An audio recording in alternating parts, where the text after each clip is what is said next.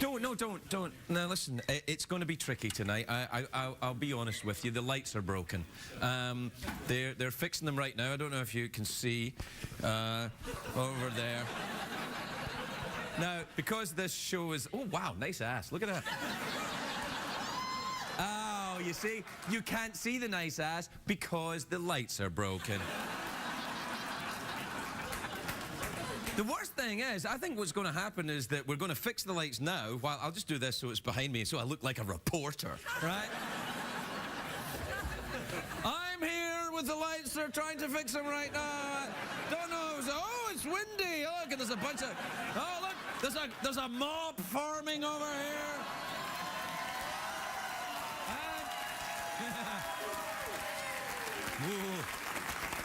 Yeah, they sound pretty angry, Anderson. Man, it's really bad lighting tonight, isn't it?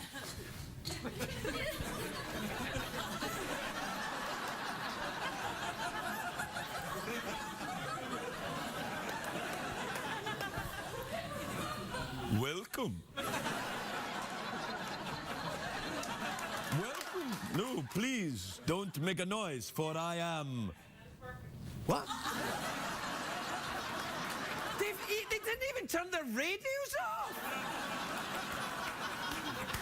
You got to admit, this is a new low in a show which previously didn't give a rat's ass, but now. Let's go over here. Look, this would be better. Bradley, Bradley, come out. That'll cheer things up. Bradley, come and stand there, man. All right. All right. I'll start again. Right, you ready? Hey, everybody. Sorry about that, man. I think I touched your nipple. It's exciting. Did you like it? I liked it more than I thought I was going to like it. All right, look.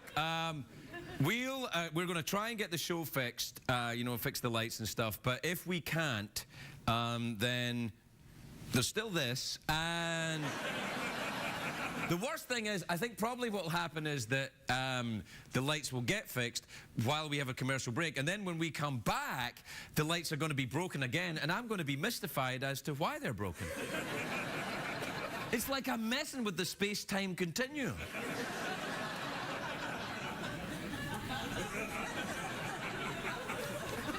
CBS cares. So we do. We'll be right back.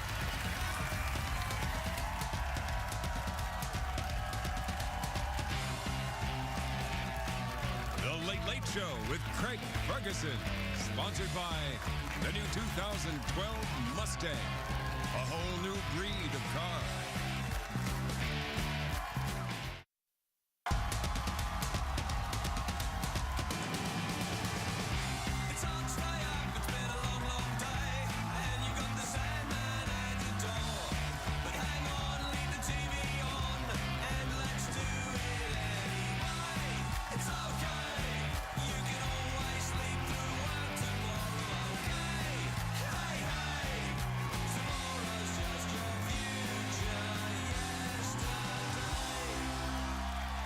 Ladies and gentlemen, Craig Ferguson.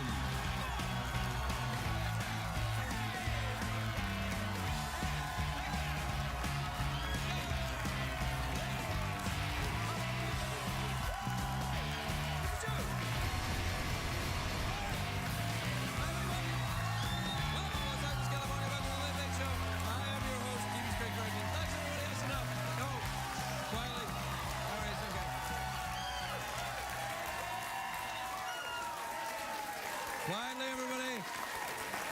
No, listen, I know. Please sit down. Sit down. No, you're mistaken. I know the lighting is bad in here, but it is not, in fact, Justin Bieber. I know you're thinking, it's Justin Bieber. It's not. It's Justin Bieber's grandmother. Yes.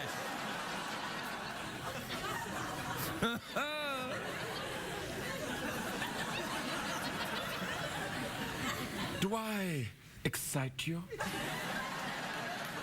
What about when I do this with my hand? You can't see what I'm doing, but the audience can.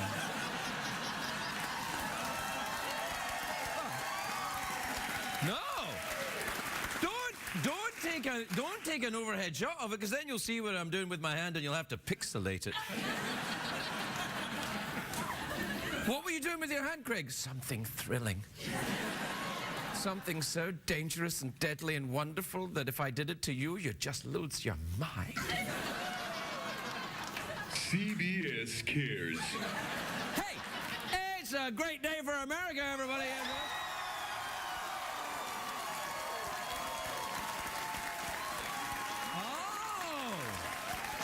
Oh, is that what it is?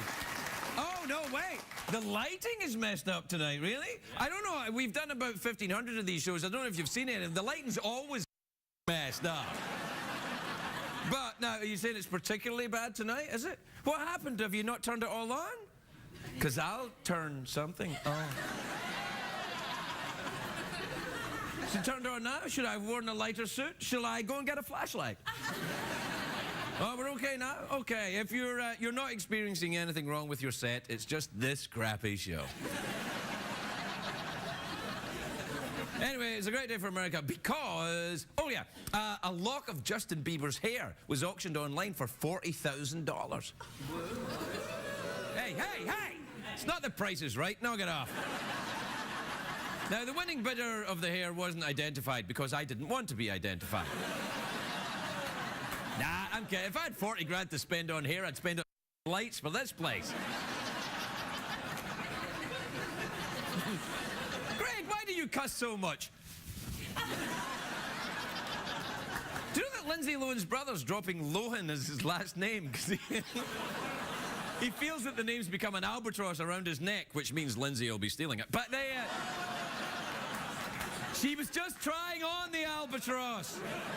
Anyway, he's changing his name to something more respectable. Gaddafi. Now... Gaddafi, bless you. An interesting movie comes out today. It stars Matt Damon. It's called The Adjustment Bureau. Have you got the poster there? Look at that. Your future has been adjusted. And I saw that poster a couple of weeks ago. I'm driving my newborn baby home from the hospital, and right outside was the poster. And I'm like, your future has been adjusted. I'm like, yeah.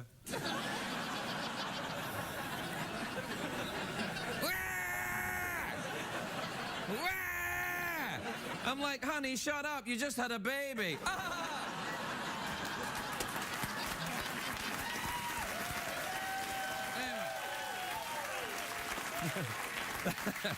That's right. I was rude to my wife. A round of applause for me. Anyway, the Adjustment Bureau, they're marketing the movie, the studio are marketing the movie as saying it's romantic science fiction, sort of when The Matrix met Sally. But I think the Adjustment Bureau sounds dirty. It makes me think of that things that guys do when you're on the couch, you know, and your sack's stuck against your leg.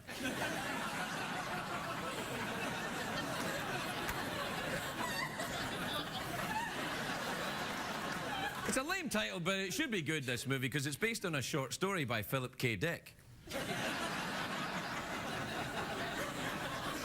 If you know anything about me, you know I love Dick. I can't get enough. Yep, Philip K. Dick was an amazing science fiction writer. You can tell a science fiction story is pure Dick because it grows and it grows and it has an amazing climax. Hey, you know what? You light the studio, I'll clean up the act. How's that? Anyway. Hollywood's made a ton of Philip K. Dick stories into movies. Blade Runner, it was Total Recall, Minority Report, Tyler Perry's How Did I Get Married thing. How did I get married? Why did I get married? Yeah. No, Tyler Perry wrote Why Did I Get Married? Philip K. Dick wrote How Did I Get Married, I think. Anyway, he's written a lot of stuff, and that's what happens, you see, when a genius takes a lot of amphetamines. Apparently Philip K. Dick takes a lot of amphetamine, drugs. I did that once, and then I remembered I wasn't a genius, so all I did was write a shopping list that went on for 50 pages. Whiskey, beer, tequila, vodka, tequila... Anyway, in the movie Adjustment Bureau, the Bureau are guys who can stop time. Kind of like the way James Franco did at the Oscars. Don't... Come on, Craig, it's been a week. Get over it. No! Anyway, after these guys talk time, they go around and secretly adjust people's lives. And these tiny adjustments can cause huge global events to go in different directions, because nothing says box office smash like the intellectual tension between free will and predestination.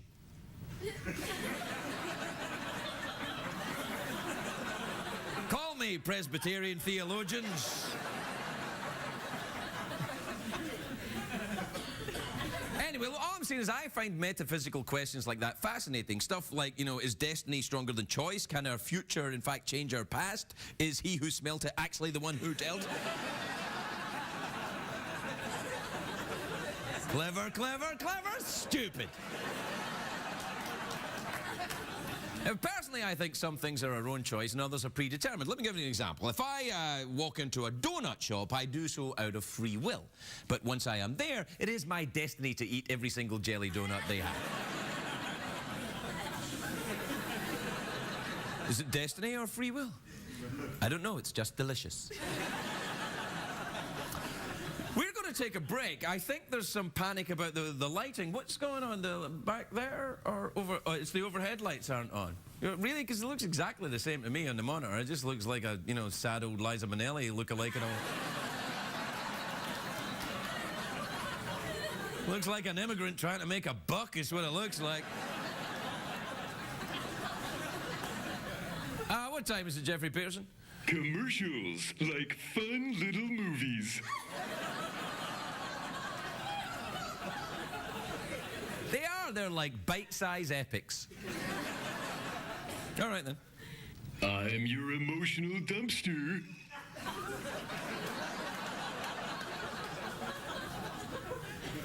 I think what you think. Then you're up. Ooh, poke me. Hey! I wasn't thinking that, or was I? We'll take a break. We'll be right back. Everybody.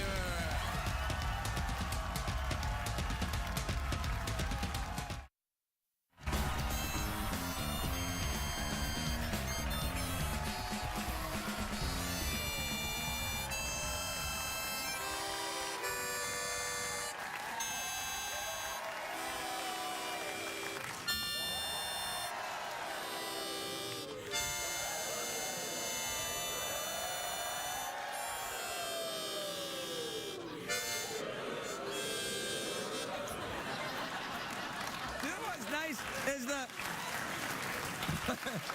what was nice is that the audience, even though there is no camera on them, they were all going like this.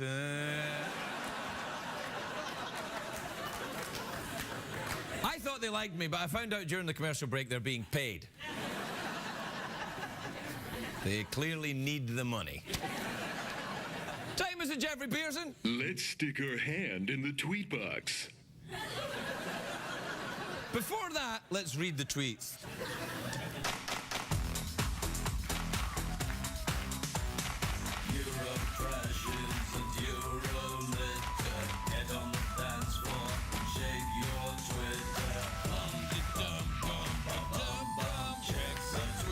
Plus emails. Plus the emails. Email time again. The emails coming down the track.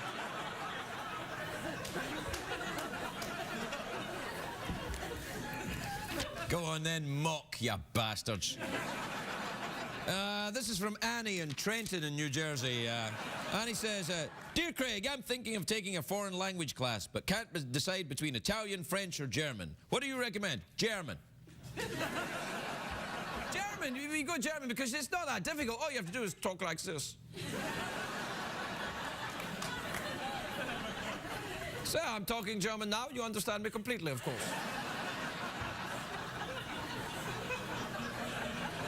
I look forward to your letters.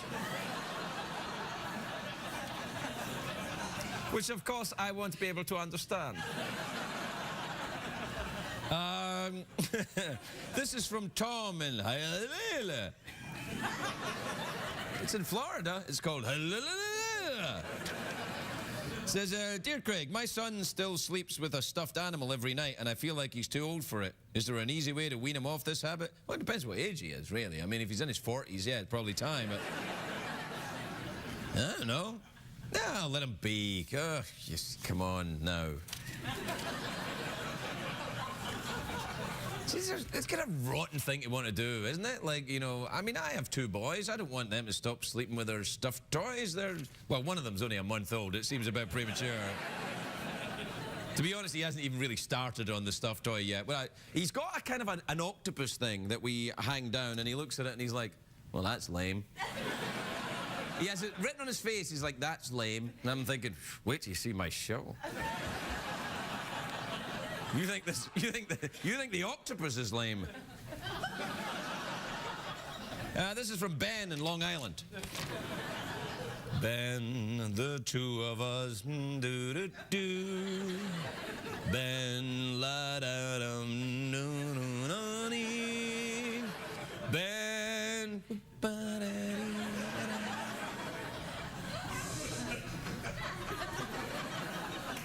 Ben says, Dear Craig, I recently lost a lot of money gambling and I'm afraid to tell my wife. What should I do?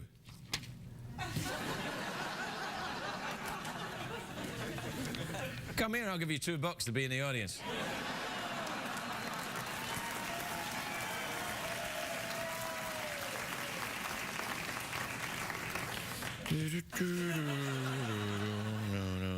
This is from Jeannie, or Janine, or this is from Alistair in... Janine, Jeanine. It's a kind of a weird one. It's like Jean-Een. It's like I think Jean-Een is a very small gene. It's from Jean-Een in Surrey in British Columbia, which is in Canada. Hey!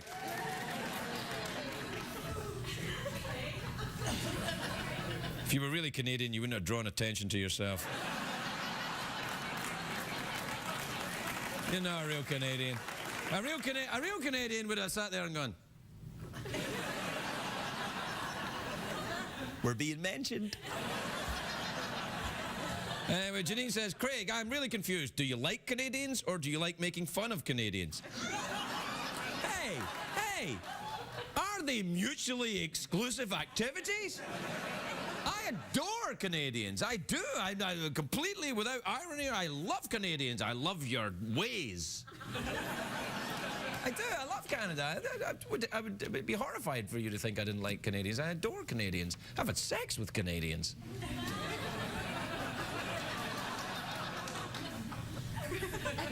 Not recently. But I imagine you haven't changed that much.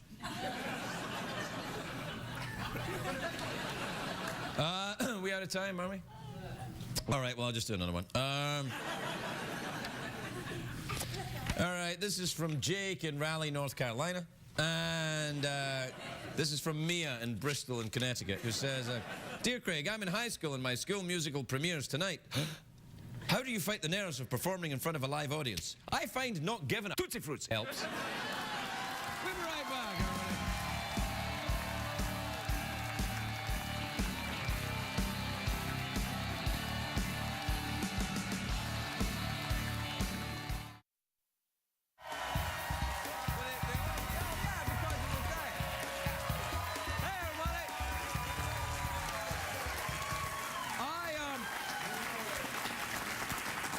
All right, knock it off. I'm going to try and be more professional. Welcome back, everybody, to the show. See, it doesn't work even when I try. My first guest tonight is actually someone I like. I know. She's got her Broadway debut coming up on Broadway. You know, not coming out. I don't know, maybe that's what she's doing on Broadway. Who knows? Anyway, it's called Kathy Griffin Wants a Tony. That's a clue to who my guest is. It's at the Belasco Theatre in New York, March 11th to the 19th. Please welcome the adorable Kathy Griffin, everybody.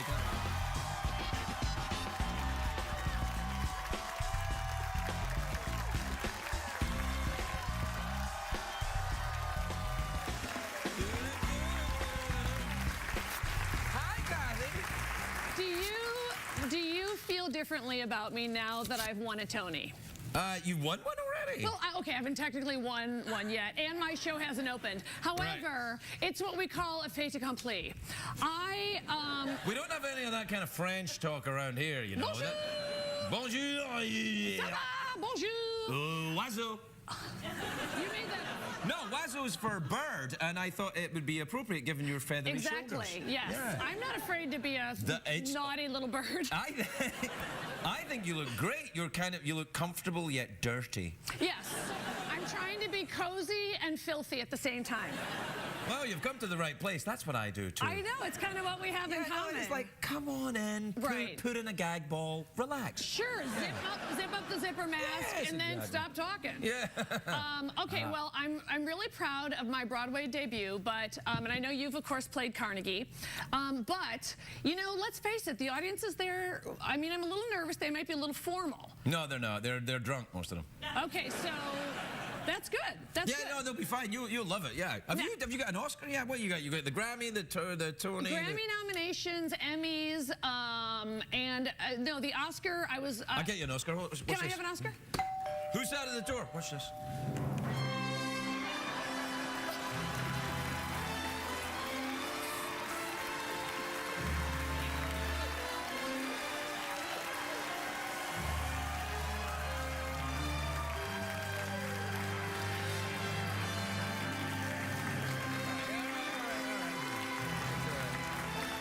I want to thank my trainer and my yoga instructor and my drug dealer. Yeah.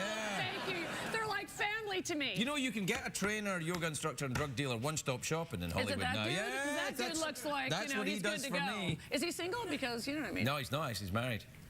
That's what it's come to. Yeah. I can't get that guy. Yeah, but no, you. Who's got a gun? No, come on. All right, so I want to run something by you Okay. as a stand-up, you know, professional. Obviously, you've played many venues. Okay, so when you go to these plays, they have these playbills, and I think the actors sometimes take themselves a little bit seriously when they're talking about their achievements. May I? Come on, May I? Okay, so I wrote one that it's not 100% accurate, but may I read you a couple of highlights, and you can tell me if you think it's too far. All right, go Because I ahead. know you don't hold back. No, All I right, so don't. this is where they talk about like where they started and summer stock. and all this stuff. Exactly. I Okay, so understand, yeah. I wrote Ms. Griffin because you want to talk about yourself in the third person. No, that does imply you're a lesbian. Well, I may be coming out. I mean, if that'll sell tickets, I will All right, be happy okay, to yeah. come out. Or do a live sex show, or maybe the gold dude comes back. Hey. I mean, I'm open. Okay. I got to move tickets. All right. Ms. Griffin is especially excited to be reprising the role of Kathy Griffin after spending 4 years as Kathy Lee Gifford in a touring company of Ms. Gifford's one-woman musical jamboree, Jesus Is My Homeboy. No. What? Well, everything was going so well. I just thought it would shake Everything things. was going so well. Are and you saying that that wasn't a production? I'm saying It's that, in print. All right then. Well, if it's written down, it must be true. That's the All usual right, law, so isn't it? I don't have any real Broadway credits, so I thought that I, you know, could ingratiate myself by saying that I was in a production of The Iceman Cometh, and I played the Iceman's sharp-tongued best friend. Oh, that's nice. Which you can totally see me, or maybe the hooker with the heart of gold, wisecracking secretary in The Iceman Cometh. Well, let's improvise. Okay. Little Iceman cometh. I'll be the Iceman. Okay, and I'm wait. And what you're about the sharp-tongued the best sharp-tongued best friend. Right. Okay. All right. I cometh. Men can't live with them, can't shoot them. Hey! Where's that Tony? That was good. Thank That was you. good, yeah. All right. I also should, and I don't think people really research this, but I also should brag about being in Cats, where don't doubt, I played the fiercey tattletale McHairball. Did you see Cats? I never saw Cats. You ever see Cats? I mean, I wanted to see it, but not really, not enough to go. I didn't. I'm actually afraid to admit to the Tony Committee I have not seen Cats. I think that's okay. I think it's okay. I think But I enough like cats in general, and I like to pet them, and I think kittens are cute. Kathy, you don't have to worry about being popular on Broadway. The Tony Committee is made up of about 1,500 gay men. You're already popular. I'm in. Yes, you're fine. I'm in. Yes. As far as I know, I think Broadway is kind of, you know... They're ready? They'll be very All right. friendly And by the to you. way, if that isn't gay enough, you know, I just did a guest spot on a little show called Glee. Oh, yeah. Perhaps you've heard of it. Yeah.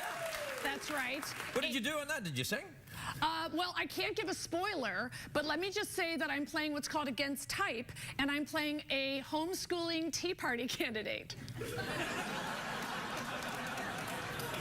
Who may or may not think that she's a witch. If anyone recall, Really? Yeah, that's right. I'm giving you a little Christine O'Donnell, Sharon Engel, Wow, where's action, where's Michelle now? Bachman. Where is she now, Christina? Christina Aguilera? No. Because I'm happy to comment on where she is. leave her alone. What happened? Come on. I'm just saying. Yeah, she had trouble. She got arrested for being drunk. I think. Well, she wasn't driving the car. She was only drunk. That's right. Yeah, I mean, come on. Well, be fair. That's true. Although if she did crawl into Jeremy Renner's bed and he doesn't know her, then I say send her to jail and send me the mugshot. Hey, do you have a mugshot? Not on me. Come on. I don't think so. No, Scotland. I'm they don't dying do for that. like the Nick Nolte wiry head one. I think that would be fantastic. Well, and for sell me or you? tickets. Either one of us. It can only help our careers. Well, no, mine's beyond repair. But Oh, yours. No, do you have a mugshot? No, but I'm dying to get Go and arrested. commit a crime. What if I? What crime can I commit? Well, just go and get hammered and pee in the street or I something. don't drink. Oh, I can pee in the. I don't drink, but I can pee in the Well, street. you could be going, have. Well, don't pee in the But I street. need to pee like someplace more famous. Like I need to all pee right, like well, pee in Oprah's house.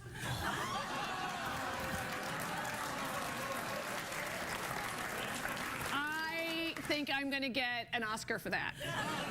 And that, but you know, I'm going to film it, and I'm going to independently finance it, and it's going to be the runaway hit at Sundance.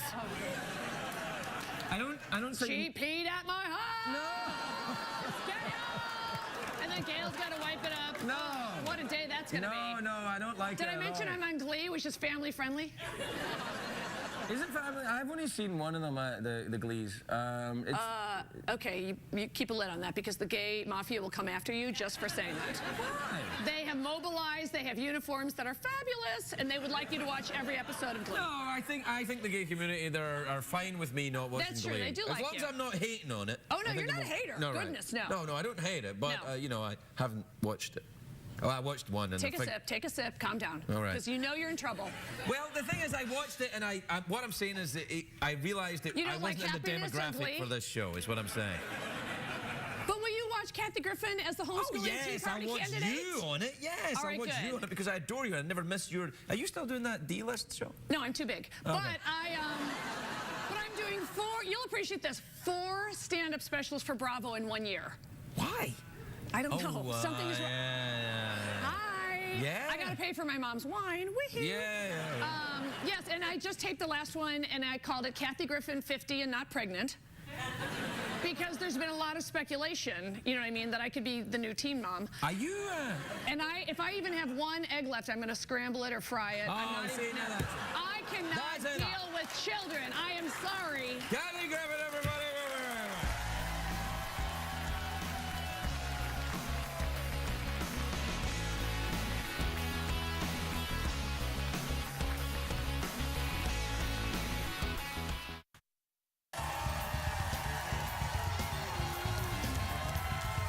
Welcome back, everybody. Welcome back. Now, my next guest has ran 10 marathons. She's run 10 marathons. She's climbed many of the world's highest mountains. She's trained for a dog's leg. Now she's training to do a dog's leg expedition to the North Pole. Wow. I know. Thank you for the help. Luckily, there was a Canadian lady in the audience. However, now she's done all of that, and she has multiple sclerosis. Please welcome the remarkable Wendy Booker, everybody. Wendy Booker.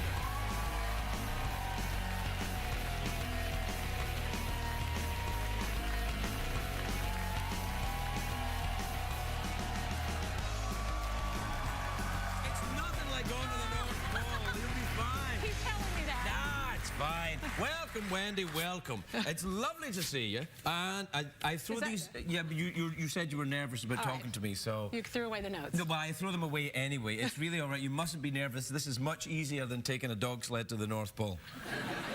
All right. I think. I've never taken a dog. Neither have I. Now, why do you do all of these things? Is it when you got diagnosed with MS, was that your reaction to it? My bucket list became very long. Really? Is that what it was? Yes, it was a reaction to and it. do you suffer from symptoms now? What are the... Slightly, yes, Right. I do. I'm numb on my left side, from Right. my toes to my rib cage, but I push beyond it. I take an injection every day to help me Right. maintain my lifestyle and go on living and keep raising the bar. Now, does that is that what doctors recommend if someone is if Yes. someone gets a diagnosis of MS? It's a psychological thing is very important as well. No. No, it's not. Yes and no. The mind plays a big part in how you do, I think. Right. No, the big recommendation is to get on a therapy right away. Right. And so I've used that as my mission to go around and educate people with MS, motivate, educate, and challenge them. Right. And tell them to get on a therapy and go on living their life. And that's where Right. the mental piece comes in. Yeah, but I mean, with the greatest respect, it's a little bit extreme to say I'm going to climb all the high mountains and take a dog sled to the North Pole. I mean, you know, that's a lot to do. even without MS, that's, you know, it's pushing the envelope. You know, it's become kind of like a drug. Every time I do another mountain or do something exciting, I want to think, oh, what can I do next? How Really? can I top it? Yeah. Do you think? I hope I don't offend you with this question or anyone else who suffers with MS. But do you think that the diagnosis clarified for you how you thought about life? Absolutely. It did? And I think that's with all people who receive a diagnosis of an illness. Doesn't Right. necessarily MS. Right. I do think it's life-changing. And I think it's how you decide to go with it. My father always told me it's not what happens to us in life, it's how we react to it. Right. And I know what I do is extreme, but it is my reaction to it. And you're training right now to take a dog sled to the North Pole. I How am. do you train with that? You like take a dog sled to the end of the block and back? And just Yes. like build up? Yeah. Okay. I had never trained with dogs before. I went Right. to Ely, Minnesota, actually north of Ely, Right. to the border of Canada. Uh-oh. How do you drink out of that? How do you drink out of that without... wanna drink no, out of I this? wanted to see No, you do I'll it let you without drink out of it. spilling on yourself. Oh, it's easy. Oh, pretty good. It's censored. Censored. Yeah, I drew a penis there one night. Yeah, it's not there now. You now. can't see it now. No, they censored it because it's a long story. all right. Anyway, Oh, wait, while I'm asking you, Yes. when I was training in Minnesota, I was with a gentleman from Great Britain, and all he kept telling me he was freezing his bits off. Yes. What's that?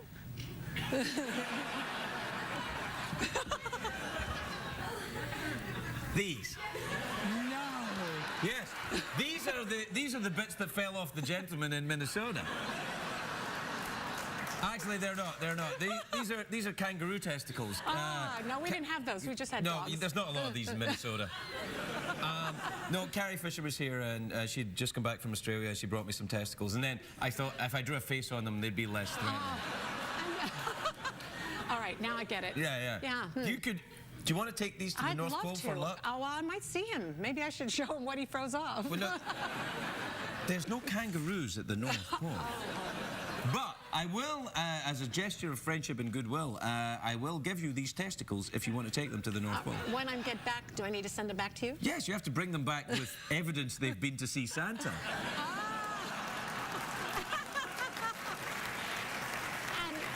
how do I do that? Well, just tie a ribbon on them or something. Do you want to take them? Absolutely. Do you believe in good luck? Absolutely. Here. You need all the luck you can get. Well, there they Is are. this it? I'll All right. give you my kangaroo balls.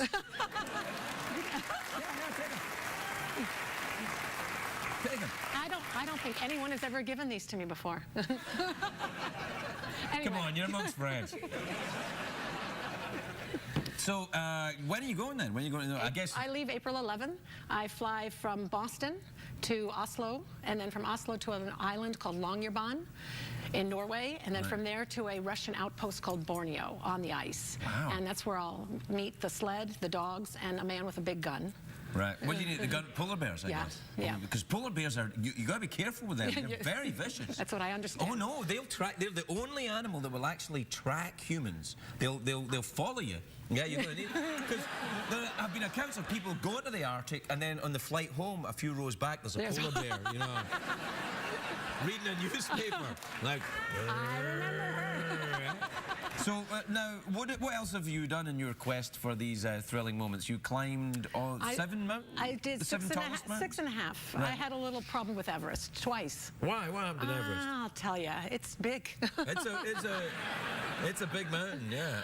I got to the Lhotse face about 23,000 feet, and this past spring, last May, and I had trouble what, with 20,000? 23,000. 23,000? Yeah, I still had 6 to go. So Were you using oxygen? No, just starting. It was right where you start to go on oxygen, yes, but I hadn't started to climb with it. You know when you fly an airplane above 12,500 feet, you have to use oxygen? It's recommended that you use oxygen. But so, I mean, and I think it's 16.5, you got to use it. You were at 23 and you're only starting to use it? Base Camp Everest is like 17,500, and we don't use oxygen there. Well, you're going to be falling asleep. Don't you feel ill when you feel ill? Yeah. Yes, very hypoxic. Right. Definitely. It takes a while to get used to it. So I get like that on a tall shoes. I go to Denver, I'm out for a week. Yeah. So you did all these mountains. Are you going to go back and have a crack at Everest again then? Don't tell my mother. She's 90. She doesn't. Yeah, she takes this hard, but I'd like to go back. Yes. You want to go I'm back? taking a little break. I found I went too quickly the second time. It's really intense. Yeah, it's Everest. It's Everest. Yeah. And so going in 09 and then again in 010 probably wasn't the wisest thing. No. So I thought I'll knock off the poles first, north and south, and then I'll contemplate it again. What does your doctor say about this? Is this wise? Which doctor? No. Well, I guess that there's probably a bunch of them. Yeah, no, I have a neurologist in Boston, and at first he said, I started with the Boston Marathon, and he asked if I was a runner, and I said no. I took jazzercise, and I thought I could run the marathon. And so I did that one, and I just completed my 10th in November. I did New York, and he's kind of written me off. I just always have to get his permission for insurance purposes. But do you ever experience fear or doubt about what you're doing when you're doing it? Yes, How all the time. How do you get through it? I have learned with climbing that you have to have confidence in yourself, who you're climbing with, and in your equipment. And once those 3 pieces are in place, then you can do it. Yeah, but what if what if you're halfway through a marathon, you're halfway up a mountain, and suddenly you think, I've got MS, I'm afraid, I've got to go home. I think that might have been what happened this year on Everest. I had trouble with the MS, and a part of it is when is it the mind and when is it the body, and it's very hard to discern the two. Right. Because there's so many people involved, you're tied to another person. It would be very foolish and irresponsible to go on. Right. So with that regard and in respect to the people I'm with, I owe it to say I'm packing it in. Right. So. And what about personal moments of doubt when that everyone experiences, I guess, at 4 o'clock in the morning or whatever it is? How do you get through that? How do you deal with it? I put on my iPod. Really? Yeah. What do you listen to on your iPod? I have a mixture of everything from Aerosmith, Coldplay, the Beatles. I was thinking you were going to say Bieber. Grateful Dead. Grateful Dead? Oh, yeah. No, yeah. You have to go back to your roots as a Deadhead, Wait, you were a Deadhead? Well, no, a fringe one. Fringe head? Yeah. Yeah. Right. Wendy, I wish you luck going to the North Pole. Please take my testicles and bring them back. It's been lovely to meet you. Wendy, everybody, we'll be right back.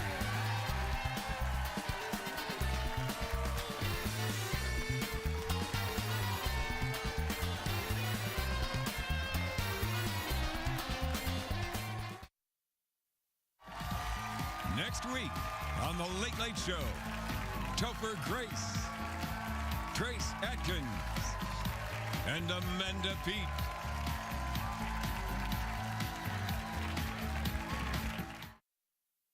What did we learn on the show tonight, Greg?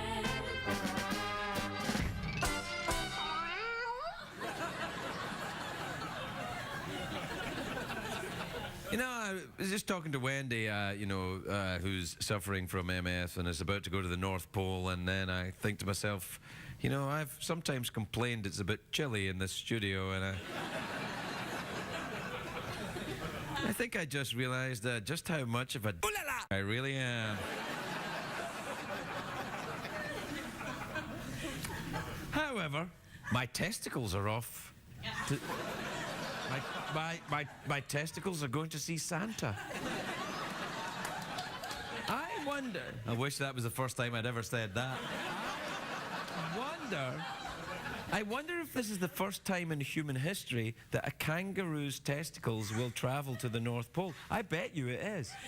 I bet you it is. It's a world first. I look forward to your call, Guinness Book of World Records.